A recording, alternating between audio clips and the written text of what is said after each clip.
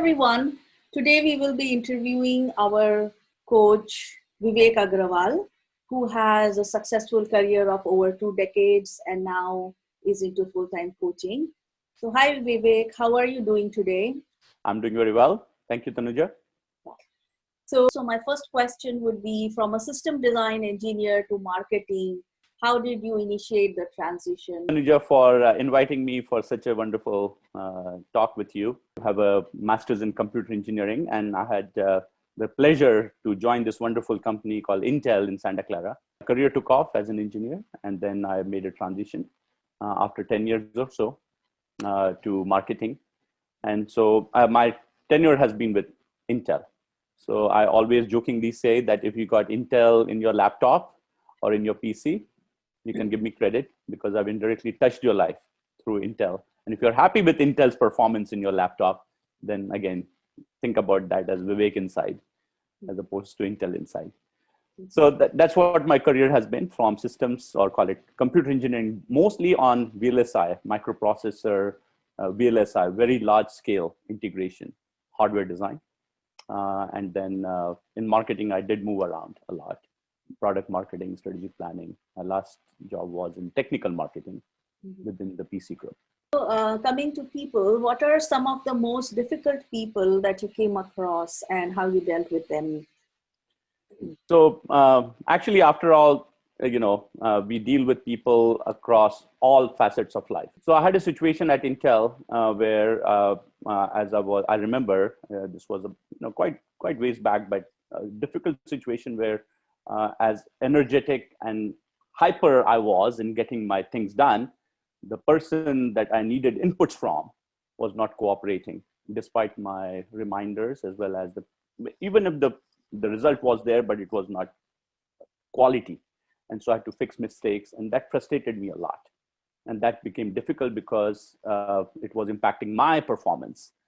So at that time, I did not know the techniques of confrontation. I made it even more difficult by expressing my anger at that person.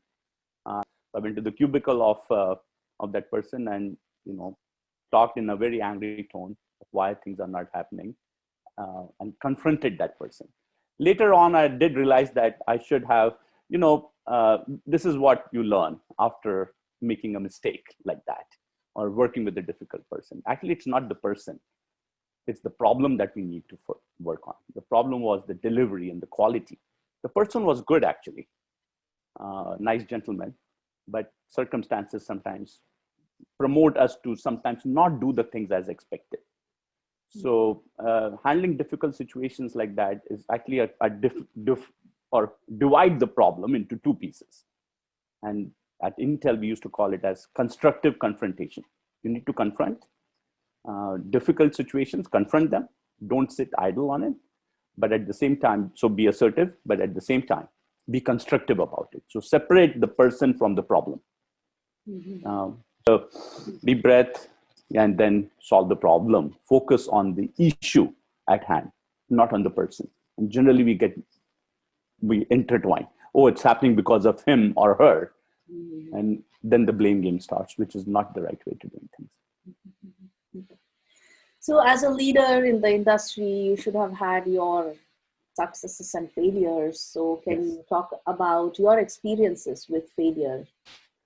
Yes, thank you for asking that question. But by the way, if you don't mind, I would recommend that you and I strike the word failure from our vocabulary from now on. Let's make a pledge that there's no failure in life. There's only setbacks and roadblocks. Because everyone has a goal and everyone is good from achieving, and there we have the potential. But just like driving a car, we have these road bumps and potholes that we need to navigate. We don't call them as, hey, that's a failure, or you stopped the car as a result of a roadblock. No. You're navigating, and these are situations that happen in life. So I had my own share of my mistakes and quote unquote setback. And generally in a career, I remember I was ready for getting a promotion. And my career got blunted by another person getting the job, and I was feeling miserable because of that roadblock that happened. But yes, for a few days I did feel a little bit miserable because it was an opportunity in the bag, and then something went away from became opportunity became a loss from that standpoint. But then I later on did reassessment, and maybe I was not ready for it. And you know what? After that, after I crossed that roadblock, navigated through, there were wonderful things. In fact, I learned so much from that blunting of my career that I needed to develop. I learned, I read books, I did my self-assessment, how can I improve? And that path led me, in fact, to much better successes later in life. So I attribute some of my failures, actually, failures, I'm saying failure, but it's a setback to the successes that resulted in later part of our life. So over the years, how have you evolved as a person and professional, starting from fresher, if you have to? So very good. Yes, so I consider any career progression as like a pyramid. There's a foundation. The pyramid has like a triangle, has a solid foundation, and on which it builds the next layer till it goes to the peak, right? So my career was like that.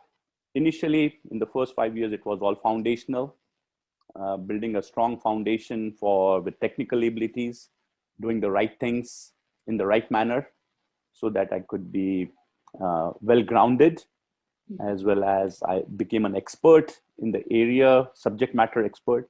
And that's what my advice would be to all, is to become a subject matter expert in the field that you are good at, and then build the next layer and the next layer. Right. So doing an MBA after that, and then again in marketing, starting from scratch, learned about the various field. And again, it's life moves in S-curve. You learn, you grow, you saturate, right? You learn, grow, saturate. You learn, grow, saturate, and it's like a cycle. So whenever you go, learn first, and then grow from it, right? And so I would, and the moment you feel yourself, you're saturating, meaning becoming comfortable, or feeling the complacency in you, it's time to change and go for the learning again. So in your career coaching experience, what are some of the common challenges that people come with, and what are your specialized areas for career coaching?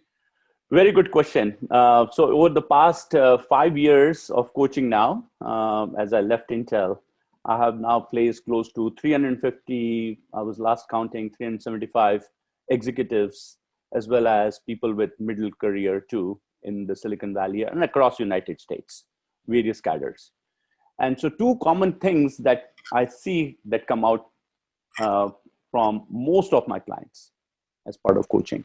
One, I don't know where I'm going. What's my next step? Right? So clarity of their vision or their focus. Right? So people who have, and then people who have the vision that this is what I want to do. I want to become an entrepreneur. I want to do the next step of product management or become an executive leader. Even if they're clear, then the question becomes how? How do I get there? And that comes with, okay, I'm today here. How do I get to the next step, right? First thing is, then I don't know who I am, right? What are my abilities? What are my strengths? So they struggle with their resume and in their interview to talk about their strengths and accomplishments. And so I help them writing up and coming with their value proposition, how good they are. And so that's a challenge, right? So two challenges then to summarize. One, not knowing where I'm headed, meaning what my future vision is. And number two, I don't know where I am and what my abilities are. And so once we fix that, and once we get a little bit of a good handle on both, then the rest becomes easy in the middle. Okay. Yeah, that's very good advice. So thanks, Vivek, for your time, and it was great talking to you. This was wonderful. Thank you for taking time and meeting with me.